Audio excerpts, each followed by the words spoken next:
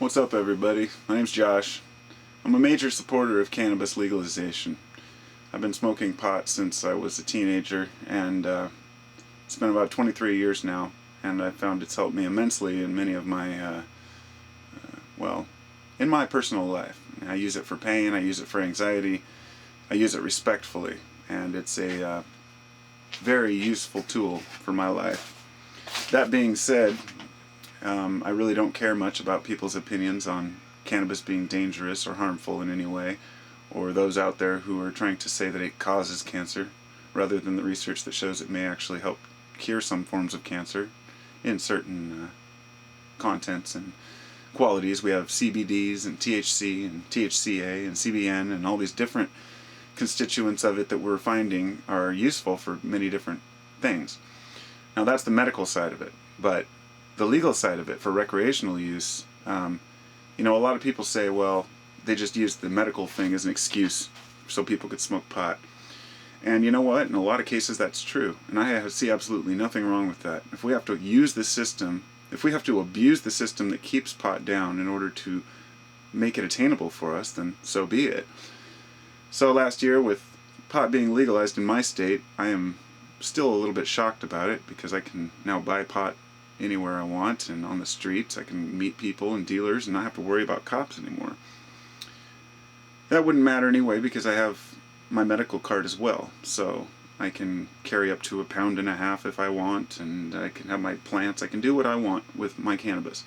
Now, the reason why I'm making this video is because I saw one earlier. Lobo made a video where he mentioned how they'd had some issues with the city council meeting down there in Colorado, when they were discussing pot, and people were bringing up the old, oh, it's a gateway drug, and kids are going to abuse it, and they think it's going to be the end of our, civilized society if pot becomes legal. Well, that's not the case. That'll never be the case. Legalizing drugs does not increase the amount of people who consume drugs. People who have addictive personalities will already find something to consume. But all of that aside, what I really find funny is the way that the states are having these meetings to try to figure out how they're going to sell it in liquor stores, what state growers. We have people hiring on Craigslist right now for state-sponsored growers. I guess you can't grow over 6,000 or 3,000 square feet per person or grower, and they're coming up with all these details and laws and rules, and they're saying, oh, how are we going to implement these rules so it works? What I wanted to say here is, we don't give a shit. The stoners, the people who consume pot, we don't give a damn what the state does. We just want it legal, and we'll take care of it from there.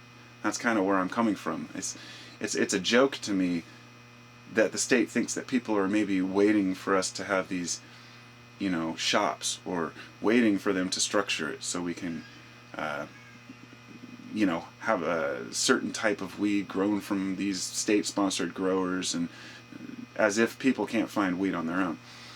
And that's kind of where I'm coming from on this. That the people who the people who jump on the bandwagon and say, "Oh, pot's legal now, maybe I'll smoke it." The people who consume things based on the legality, that's irrelevant to this. I'm talking about the people who have always been pot smokers. We all have dealers. We all know where to get it. So basically, what we wanted was for the state to legalize it and get the hell out of our way. And of course, we knew that's not what's going to happen. The state has to make their profits, they have to make their taxes. That's fine, whatever it takes. But most of us really don't care how the states handle their own growing or their own shops. I think it would be a novelty to be able to buy pot in a liquor store or whatnot, and we already have shops here where you can buy them if you have a card. There's even a shop just up the river here that's now open up by Hood River here, and they're selling pot just right out of the store, and they have various bars where people are smoking in there.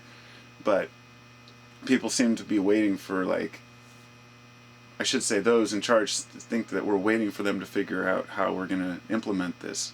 It's already implemented. It's legal. We have our connections, There's never a shortage of cannabis for those who want to smoke it.